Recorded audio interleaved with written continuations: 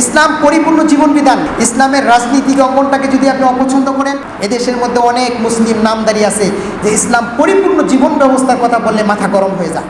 মানে ইসলাম মসজিদ মাদ্রাসায় থাকবে, সকল ক্ষেত্রে ইসলাম প্রতিষ্ঠা করতে হবে, ইসলাম সকল সমস্যার সমাধান দিতে পারে, একথা শুনলেই মাথা গরম হয়ে যায়। আপনি বিপদ মুসিবতের মধ্যে ধৈর্য হারা হয়ে গেছেন, এমন কথা বলে ফেলেছেন তাকদীরের বিপরীত কাজ।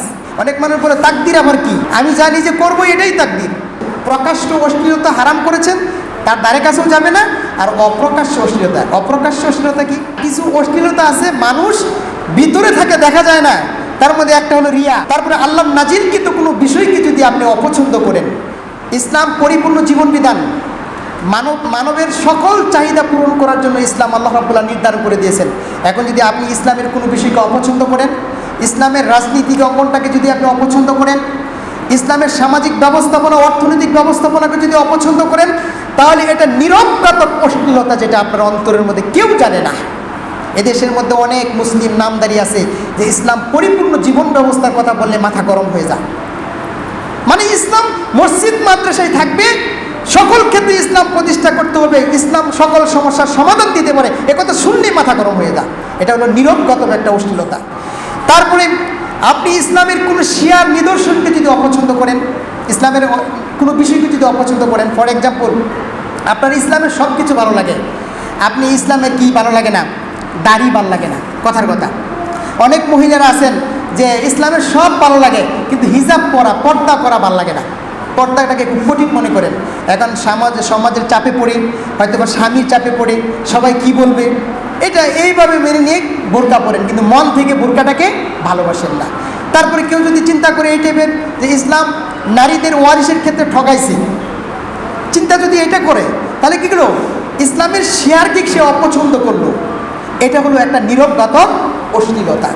তারপরে আরেকটা নিরবঘাতক অপ্রকাশ্য অশ্লীলতা হলো তাকদীরের ফয়সালাটাকে না মেনে নেওয়া।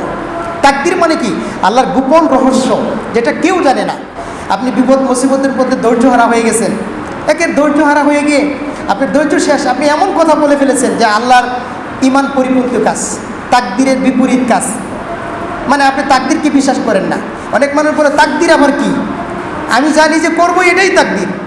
না, তাকদীর হলো ঈমানের একটা পাঠ, একটা অধ্যায়, গোপন বিষয়। আপনি তাকদীরকে বিশ্বাস করতে হবে। তারপরে অহংকার, হিংসা, বিদ্বেষ, এগুলো হলো অন্তরের অশ্লীলতা। রাসূল করিম সাল্লাল্লাহু আলাইহি ওয়াসাল্লাম বলছেন, লা ইয়াদখুলুল জান্নাতা ফি কালবিহি মিসকালা যাররাতিন মিন কিবির।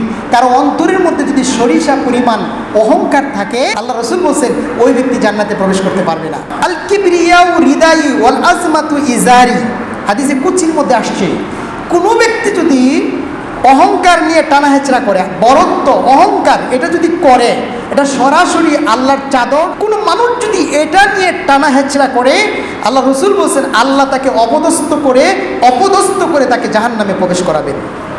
আজকে দেখেন যুগে যুগে অহংকার মানুষকে কোন পর্যায়ে নিয়ে যায়। পৃথিবীর চিরন্তন ইতিহাস হলো যারা অহংকার করেছে তাদেরকে এক পর্যায়ে আল্লাহ তাদেরকে ধ্বংস করেছেন। তবে এটা সময়ের ব্যাপার, সময়ের পরিক্রমায়। তারপরে আরেকটা হলো গোপন অশ্লীলতার মধ্য থেকে আরেকটা হলো যে আপনার মোবাইল, ইউটিউব, ফেসবুকের মধ্যে গোপনে আপনি পর্নোগ্রাফি সাইটগুলো দেখা আছে না, গোপনে কেউ জানে না। রাসূল করিম সাল্লাল্লাহু আলাইহি সাল্লাম বলছেন যে লা আলামান্না আকওয়ামান মিন উম্মতি, আমার উম্মতের মধ্যে কিছু মানুষের পরিচয় আমাকে জানানো হয়েছে। কিছু মানুষের পরিচয় আমি জানি, তারা হাসরের ময়দানে একটা পাহাড় সম পরিমাণ নেক আমল নিয়ে আসবে, ভালো আমল করছে, অনেক ভালো আমল করছে, কিন্তু ওই ভালো আমলগুলোকে আল্লাহ রাব্বুল আলামিন নিক্ষিপ্ত ধূলিকণায় পরিণত করে দেবেন। আশ্চর্য ব্যাপার, অনেক ভালো ভালো আমল করছে কিন্তু এগুলো ধূলিকণায় একে নিক্ষিপ্ত করে দিবেন। কারণটা কি? এই কথা যখন বর্ণনা করছেন তখন সাহাবী সাওবান রাদিয়াল্লাহু আনহু বলছে, ইয়া রাসূলুল্লাহ, তাদের পরিচয় কি আপনি বলুন, কাদের আমলগুলো ধ্বংস হয়ে যাবে, নিক্ষিপ্ত ধূলিকণায় পরিণত হয়ে যাবে, ধ্বংস হয়ে যাবে, এদের পরিচয় কি? আল্লাহ রাসূল সাল্লাল্লাহু আলাইহি ওয়াসাল্লাম বলছেন তাদের পরিচয় হলো তারা তোমাদের ভাই, তোমাদের মতোই মানুষ, তোমাদের মতোই তারা রাতে সালাতুত তাহাজ্জুদ পড়ে। মানে এর মানে কি? ইবাদত গুজার মানুষ। আমাকে বলছে, আপনাকে বলছি, আমি সেটার মধ্যে অন্তর্ভুক্ত। তবে তাদের একটা খারাপ আচরণ হলো যখন তারা একাকিত্ব, নির্জন, যখন কেউ থাকে না, একা যখন থাকে, রুমের ভিতরে থাকে, তখন তারা আল্লাহর নিষেধ হারাম জিনিসের মধ্যে জড়িয়ে যায়। নাউযুবিল্লাহ।